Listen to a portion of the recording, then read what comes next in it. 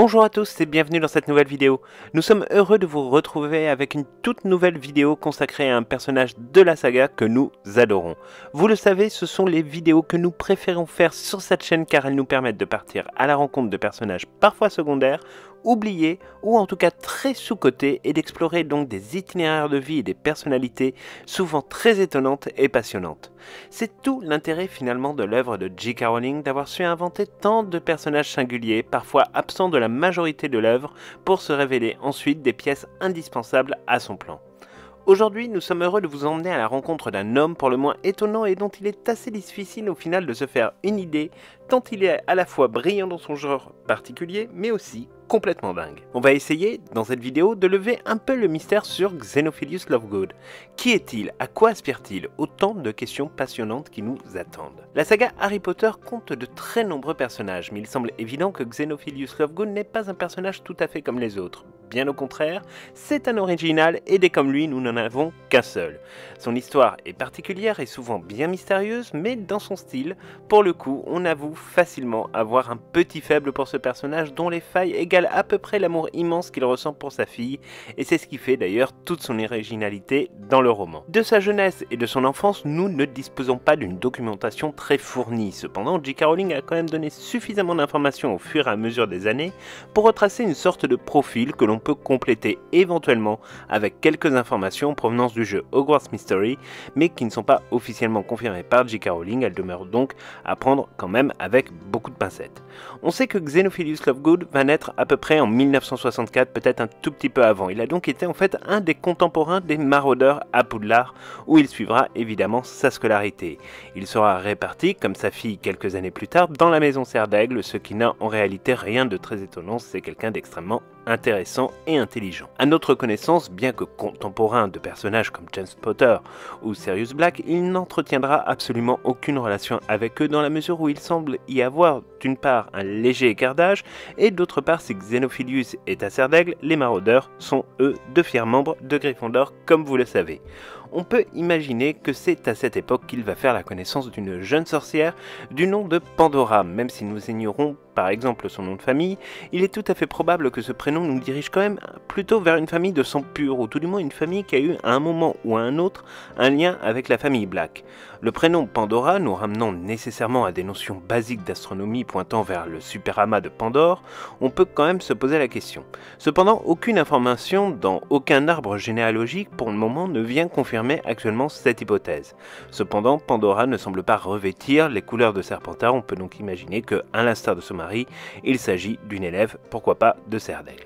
Il faut dire que tous les deux ont quand même une certaine appétence pour les recherches sans fin et pour leur capacité à engranger des connaissances dont les bases scientifiques sont parfois particulièrement difficiles à identifier, voire même d'ailleurs presque impossibles. Leur mariage semble heureux, on les imagine facilement voyager aux quatre coins du monde magique pour prouver des théories ou partir à la recherche de véritables légendes qui n'existent que dans leur tête, et ils donneront ensuite naissance à un seul enfant, une fille, la fabuleuse et fameuse Luna Lovegood, interprétée par la très talentueuse Evanna Litch, dont nous vous reparlerons très prochainement dans une vidéo consacrée à la sortie de son livre ce mois-ci que nous allons bientôt recevoir.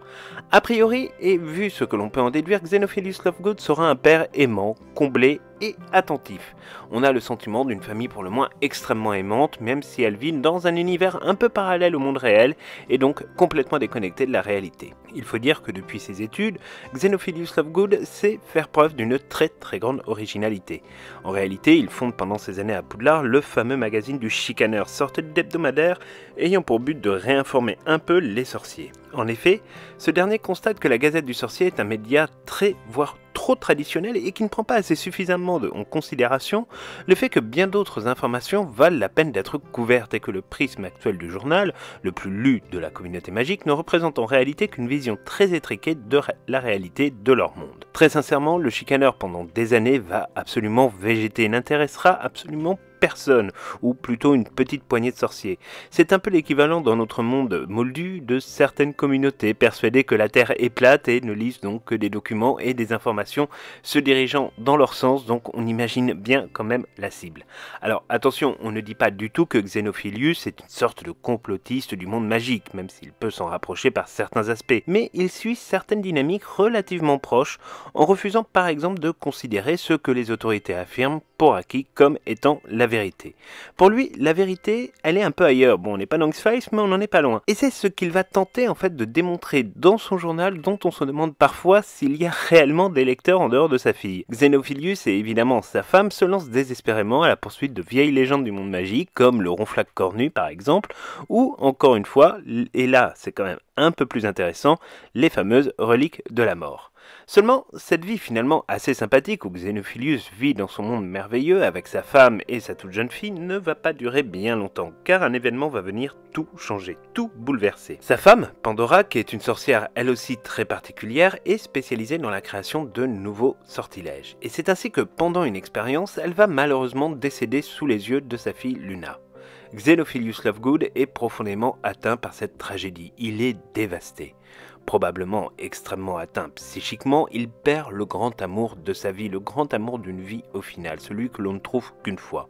Mais il trouvera la force cependant de rester en vie et de se relever tant bien que mal pour s'occuper de sa fille et continuer à l'élever. Luna, c'est la prunelle de ses yeux, la seule chose désormais qui compte à ses yeux. Et donc, par essence, c'est également la seule raison de lutter encore pour faire émerger la vérité dans le monde magique. Ses premières années de veuf et donc de père célibataire sont une période assez étrange, mais à la fois comment pourrait-il en être véritablement autrement dans la mesure où un événement aussi tragique vient nécessairement bouleverser tous les équilibres d'une vie déjà malheureusement révolue. On aurait pu se dire que Xenophilius Lovegood aurait abandonné certains de ses anciens buts, de ses anciennes obsessions, mais force est de constater qu'il ne renoncera pas, bien au contraire, il continuera avec Luna à explorer le monde magique et ses secrets. Dans un autre temps, il prend soin de sa fille, qui est la prunelle encore une fois de ses yeux, la seule chose finalement peut-être qui le maintient en vie et qui l'empêche de devenir complètement fou, enfermé dans ses théories, parfois abracadabrantesques. Nous faisons la connaissance de Xenophilius Lovegood dans Harry Potter et la Coupe de Feu, où il est mentionné qu'il assiste à la finale de la Coupe du Monde de Quidditch en compagnie de sa fille Luna. À cette époque, Luna n'est pas encore rentrée véritablement dans les aventures de Harry Potter. Son père et elle apparaissent donc un peu en toile de fond,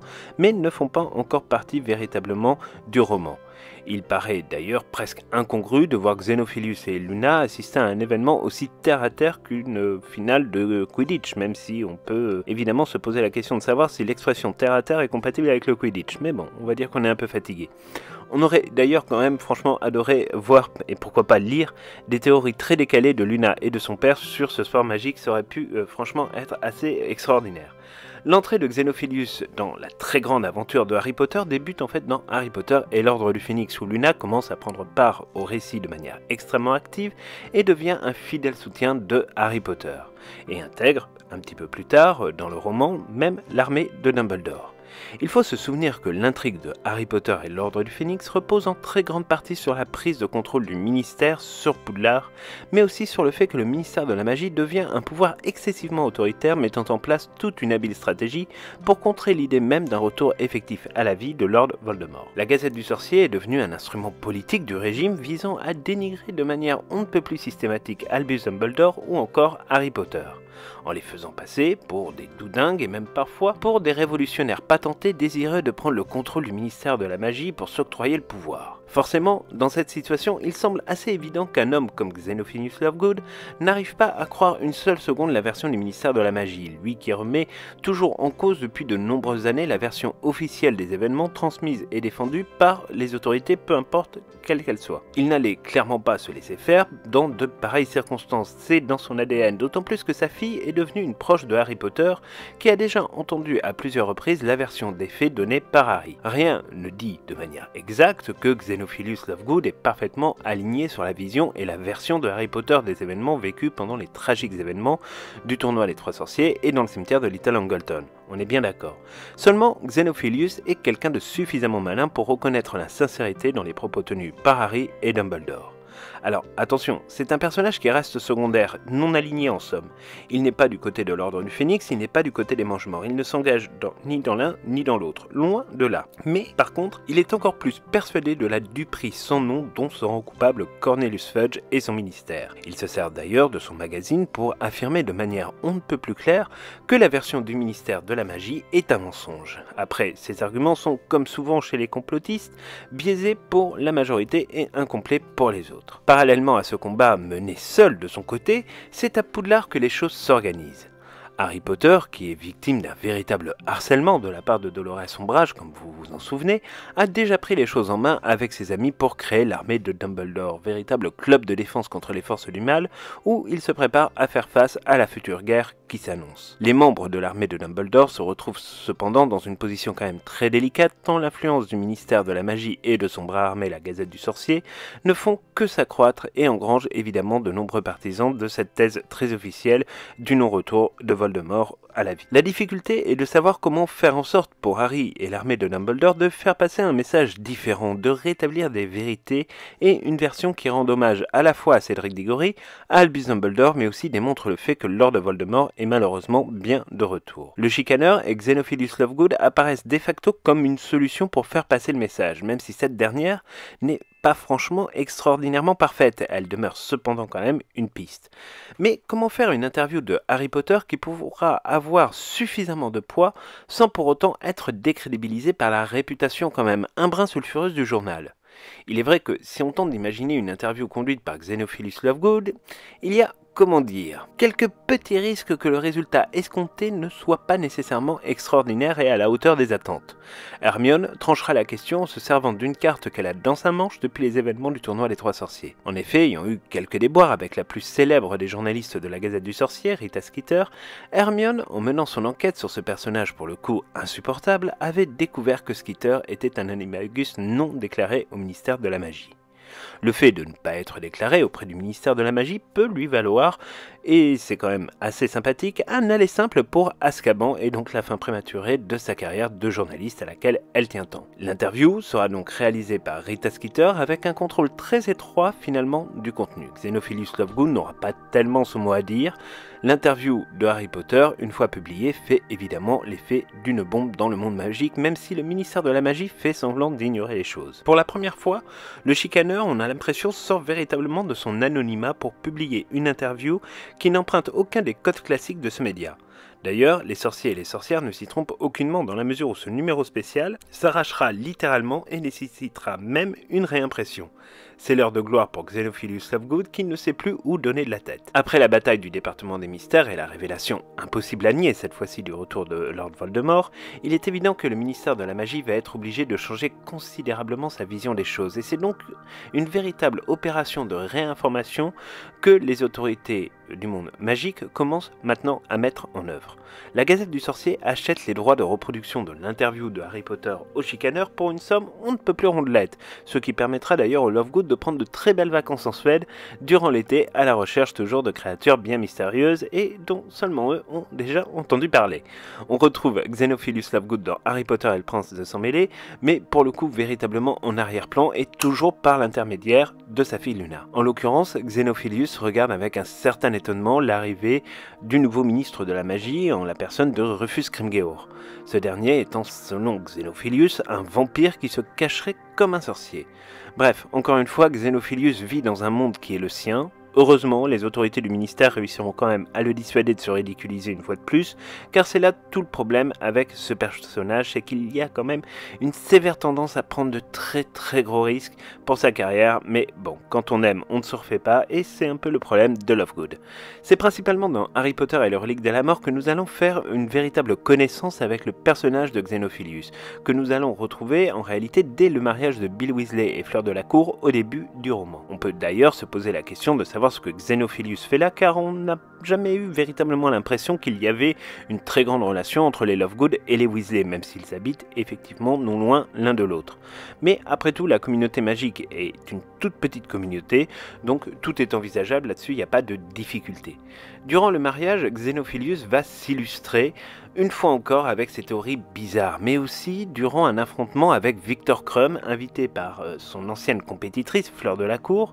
Et Viktor Krum, on vous en parlait d'ailleurs dans une vidéo spécifiquement dédiée à ce personnage cet été, va avoir une dispute assez violente avec notre Xenophilius adoré au sujet du collier que ce dernier porte. En effet, Xenophilius est un aficionados de la légende des reliques de la mort. Il est persuadé de l'existence de ces dernières et a passé de très nombreuses années à les rechercher. Seulement, ce symbole porte aussi un poids et une responsabilité historique très lourde car il a été également le symbole de Grindelwald dans sa quête de pouvoir. La famille de Viktor Krum, et on vous en parlait dans la vidéo sur ce personnage, a eu à subir les affres de la guerre déclenchée par Grindelwald, d'où une certaine sensibilité bien naturelle sur le sujet. Sensibilité évidemment que Xenophilius Lovegood ne peut aucunement comprendre ni intégrer dans la mesure où ce dernier ne se place pas sur le même plan exactement de réalité que nous et que finalement une guerre des sorciers c'est toujours une guerre, c'est comme ça, c'est pas très grave et il pense de manière assez générale à tout un tas d'autres choses plutôt qu'aux conflits politiques qui pour lui n'ont absolument aucune importance et sont biaisés puisqu'il voit tout ça avec un prisme qui n'est pas le prisme de la réalité tel qu'on peut l'apercevoir évidemment nous dans l'actualité de tous les jours par exemple. Alors avec la chute du ministère de la magie et donc la mise sous contrôle finalement de Lord Voldemort sur la Gazette du Sorcier, il est évident que le chicaneur va devenir finalement un peu le seul journal prêt à défendre et à porter Harry Potter, en tout cas ça apparaît de manière assez claire. Alors il faut reconnaître que effectivement Xenophilius ne va jamais lâcher Harry Potter, il va toujours le soutenir et c'est d'ailleurs ce qui lui causera un certain nombre de problèmes puisque des mange-morts vont finalement à un moment donné commencer à le questionner, commencer à lui poser des questions, vont le kidnapper,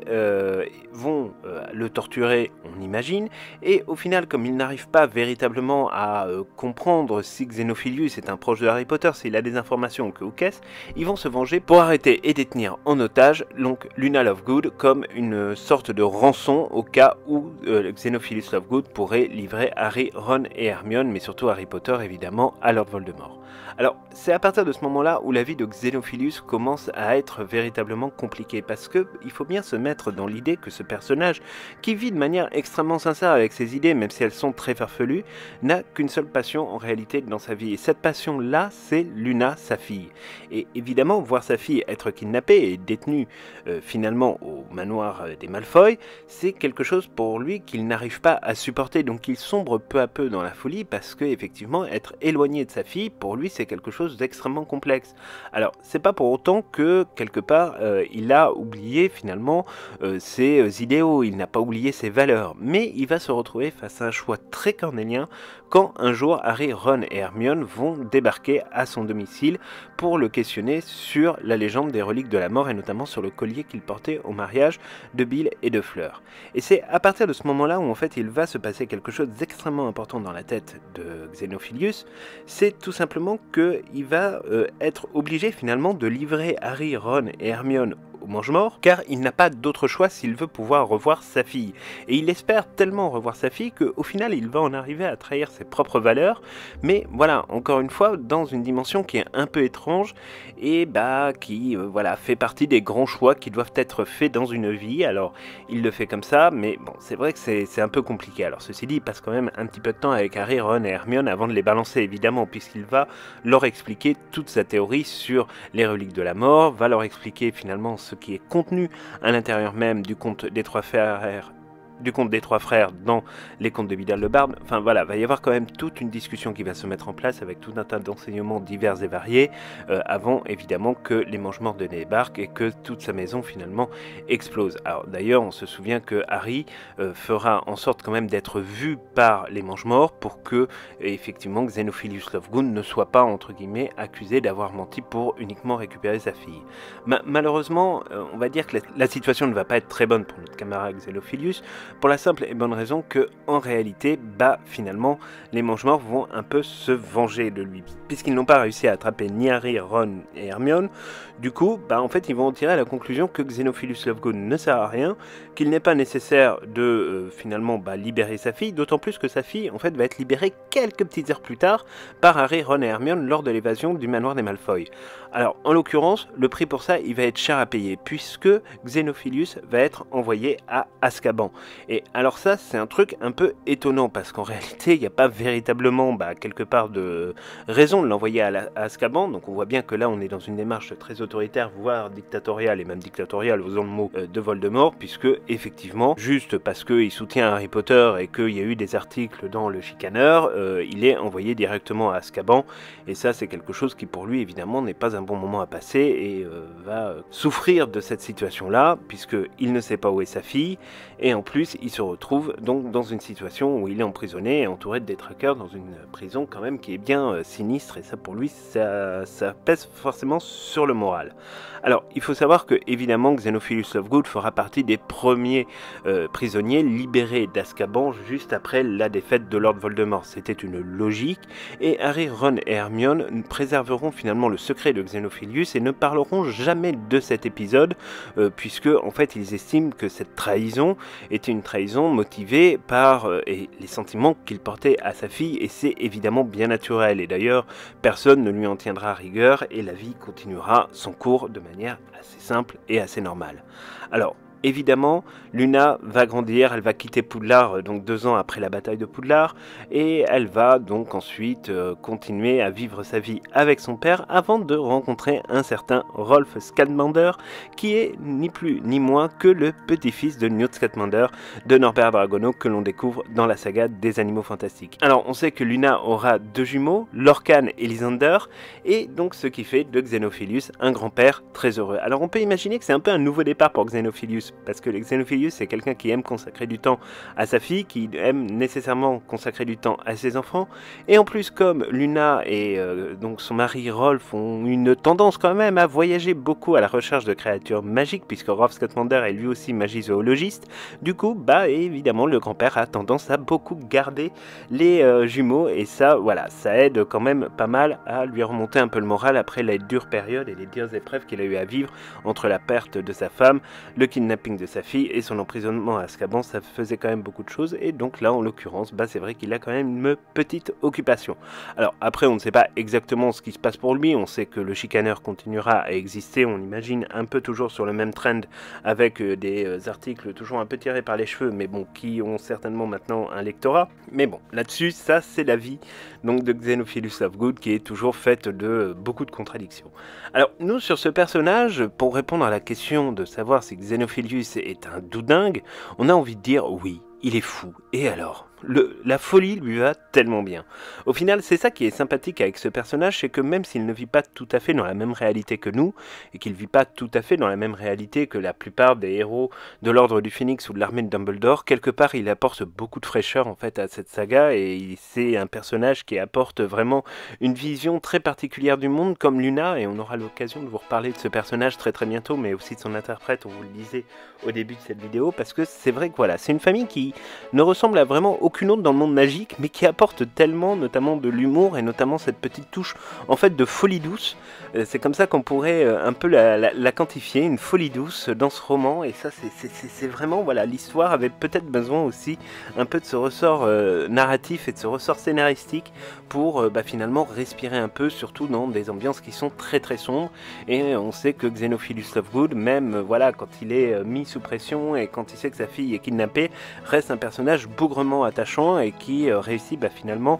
et ça tient peut-être beaucoup à l'adaptation cinématographique, à impressionner à la fois par sa maîtrise et aussi par sa très grande humanité. Donc voilà, Xenophilius Lovegood est un fou, pour nous c'est assez clair, et en même temps finalement ça lui va bien, et quand la folie va si bien à une personne, autant qu'il reste dans son monde, parce qu'il a l'air finalement d'y être très heureux, et en tout cas c'est tout le mal que l'on lui souhaite. Là-dessus évidemment il n'y a pas de sujet. Voilà, c'est tout pour cette vidéo, on espère vraiment qu'elle vous aura plu. Dites-nous dans les commentaires ce que vous pensez du personnage de Xenophilius. Nous c'est vraiment un des personnages secondaires qu'on adore, et en plus il a une superbe baguette que vous pouvez trouver chez Noble Collection. Donc voilà,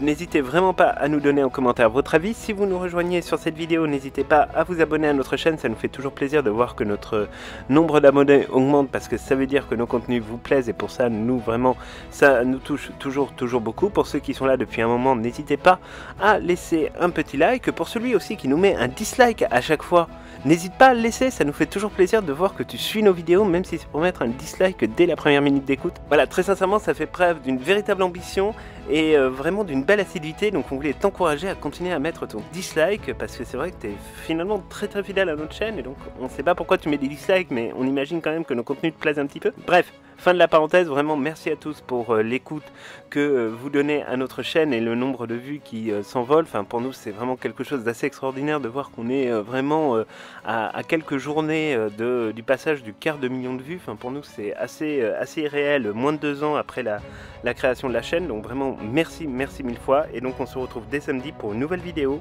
où là on vous emmènera, si tout se passe bien, dans les secrets de l'abbaye de la Coque, qui a servi de lieu de tournage pour toute la saga Harry Potter et une partie des animaux fantastiques, notamment dans les crimes de Grindelwald. Donc c'est tout pour cette vidéo et on se retrouve dès samedi.